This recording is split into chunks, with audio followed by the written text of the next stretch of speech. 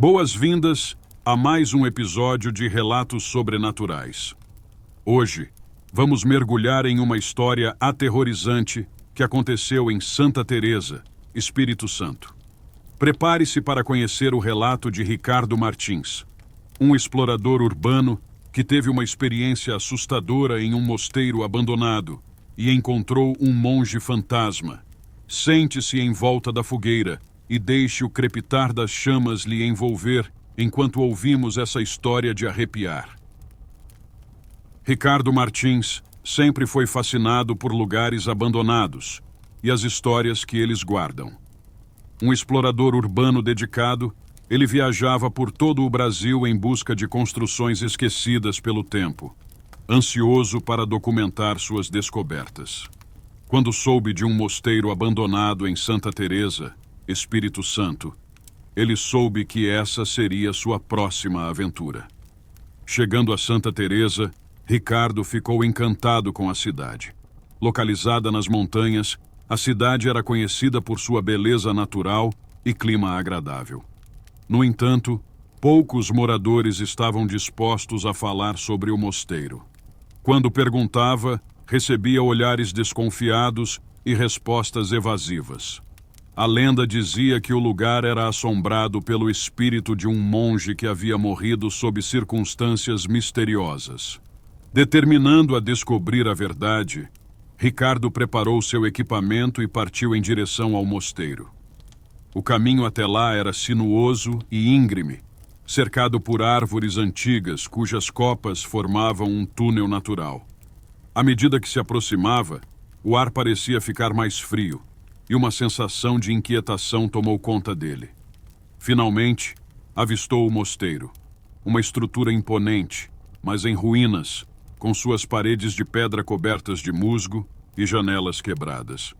Ricardo entrou no mosteiro, iluminando o caminho com sua lanterna. O interior estava escuro e silencioso, exceto pelo som de seus passos ecoando pelas paredes.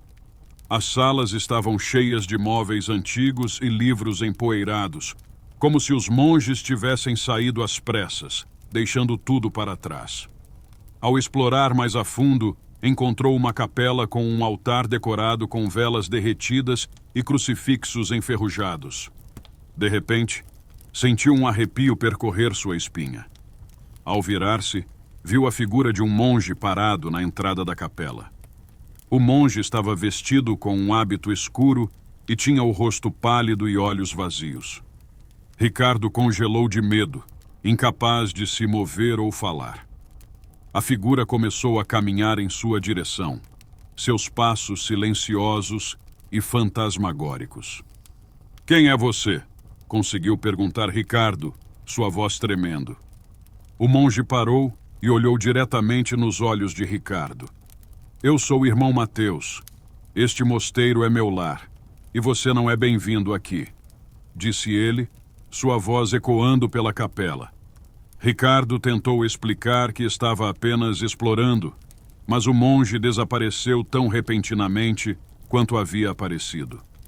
Sentindo-se confuso e assustado, ele decidiu continuar sua exploração, tentando entender o que havia acontecido. À medida que avançava pelos corredores escuros, a sensação de ser observado se intensificava. Em uma sala de leitura, encontrou um diário antigo. Ao folhear suas páginas amareladas, descobriu que pertencera a irmão Mateus. O diário contava a história do monge, que fora um homem devoto e dedicado. No entanto, mencionava também a presença de algo maligno no mosteiro, algo que irmão Mateus acreditava estar tentando corromper os monges. Ricardo, intrigado, continuou lendo. O diário descrevia como irmão Mateus começou a ter visões e ouvir vozes sussurrando seu nome. Ele acreditava que estava sendo assombrado por um espírito maligno, mas os outros monges não acreditaram nele. A paranoia de irmão Mateus cresceu até que, uma noite, ele desapareceu misteriosamente. Enquanto lia, Ricardo ouviu um som fraco, como um sussurro. Olhou ao redor, mas a sala estava vazia. O som se repetiu, mais alto desta vez, e parecia vir do corredor. Levantou-se e seguiu o som, sentindo um calafrio ao percorrer os corredores escuros. Ao virar uma esquina, viu a figura de irmão Mateus novamente, desta vez mais próxima e visível. "Você precisa sair daqui", disse irmão Mateus, sua voz desesperada. "Ele está vindo." Antes que Ricardo pudesse perguntar quem estava vindo, a figura do monge desapareceu. De repente, as paredes do mosteiro começaram a tremer, e um vento frio soprou pelo corredor. Ricardo sentiu uma presença opressiva ao seu redor, como se algo maligno estivesse se aproximando. Determinado a descobrir a verdade, Ricardo seguiu o corredor até uma sala trancada. Forçou a porta e entrou, encontrando um altar improvisado com símbolos estranhos, desenhados nas paredes. No centro do altar, havia um velho livro de feitiços, aberto em uma página com um ritual sombrio. Enquanto examinava o livro, a figura de irmão Mateus apareceu novamente, desta vez com uma expressão de puro pavor. "Você não deveria estar aqui", disse ele, sua voz tremendo. "Ele me pegou e agora está atrás de você." Ricardo sentiu uma mão gelada tocar seu ombro e, ao virar-se, viu uma sombra escura e deformada. A presença maligna que havia assombrado o irmão Mateus estava agora focada nele. O espírito maligno avançou, e Ricardo sentiu sua energia sendo drenada, como se estivesse sendo sugado para a escuridão. Com um esforço tremendo, Ricardo conseguiu se soltar e correu para fora da sala, sentindo a presença maligna perseguindo-o. As paredes tremiam e a temperatura caía drasticamente. Chegando à capela, ele pegou um crucifixo do altar e começou a rezar, pedindo proteção. A sombra maligna apareceu na entrada da capela, rindo de forma sinistra. "Você não pode escapar", disse ela, sua voz ecoando. Ricardo continuou a rezar e a figura de irmão Mateus apareceu ao seu lado, ajudando-o a repelir a presença maligna. "Use a fé. É a única coisa que pode salvá-lo", disse irmão Mateus, sua voz firme. Com a ajuda do espírito do monge, Ricardo conseguiu criar uma barreira de luz ao seu redor. A sombra maligna gritou de raiva e dor, tentando romper a barreira, mas foi repelida pela força das orações. Após o que pareceu uma eternidade, a sombra finalmente desapareceu, e o mosteiro ficou em silêncio.